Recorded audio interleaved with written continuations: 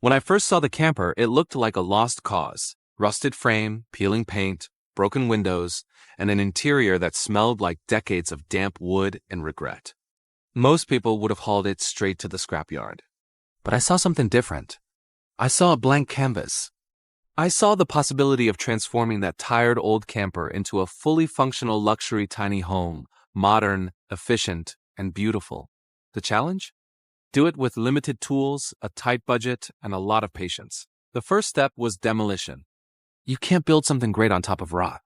So I stripped it down to the bare shell, flooring, wall panels, cabinets, everything. It was loud, messy, and honestly, a little painful. Every screw fought back like it didn't want to let go of its history. But once the debris was cleared and the rusty frame was exposed, I had a starting point. Steel bones, weathered but strong. That's when the vision started to click. Rust removal was brutal. I spent days grinding, sanding, and priming the frame. There is something humbling about fighting rust. It reminds you that neglect always costs more than effort. After the metal was clean and sealed, I applied a rust-proof coat and marine-grade paint to lock it down for good. That deep matte black finish instantly gave the structure a second life. Next came insulation, because luxury starts with comfort. I installed rigid foam boards on the walls and ceiling, then sealed every joint with expanding foam. In a tiny home, every bit of heat loss matters. I wanted it to stay warm in winter and cool in summer, no matter where it was parked. Over that, I added lightweight plywood panels, sanded them smooth, and finished with a warm oak stain.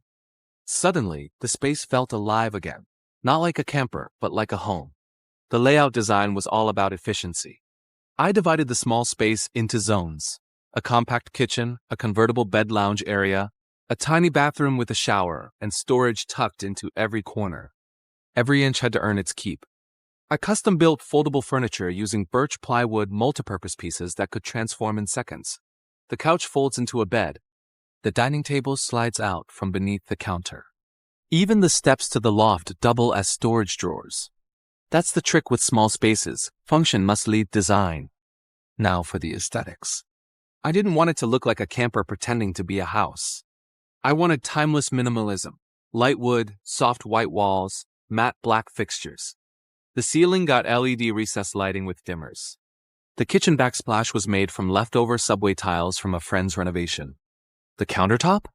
A reclaimed butcher block sanded and sealed with food-safe oil. Every detail had a story. Luxury isn't about spending money. It's about intention. The bathroom was the biggest technical challenge. Plumbing in a mobile structure is an art form. I installed a compact composting toilet, a 20-gallon freshwater tank, and a gray water system rooted beneath the chassis.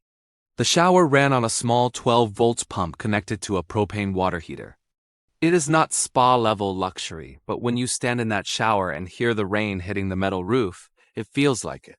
Outside, I refinished the aluminum siding with automotive-grade paint, metallic silver with black trim. I added cedar slats around the entry to give it a modern architectural feel. The windows got black matte frames and insulation curtains for temperature control. To complete the transformation, I built a small fold-down deck that doubles as the entrance. It's the kind of small detail that makes the whole setup feel intentional, not improvised. When I finally stepped back, it was hard to believe what it once was. That old, rusted camper, the one everyone told me to give up on, had become a sleek, cozy, off-grid tiny home with solar panels, a compact battery system, and just enough luxury to make it feel permanent. The total project took 4 months of weekends, roughly $6,000, and more mistakes than I can count. But here's what I learned. Transformation doesn't start with materials. It starts with mindset. Anyone can build something new. But restoring something broken into something extraordinary, that's craftsmanship. Now when I sit inside that tiny home, warm light spilling across the wood panels, coffee brewing on the counter, I don't see rust anymore. I see resilience. I see what patience, vision, and a little stubbornness can create.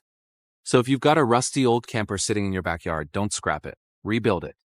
Because sometimes the most beautiful projects don't begin with a perfect foundation. They begin with something forgotten, waiting for someone to care enough to bring it back to life.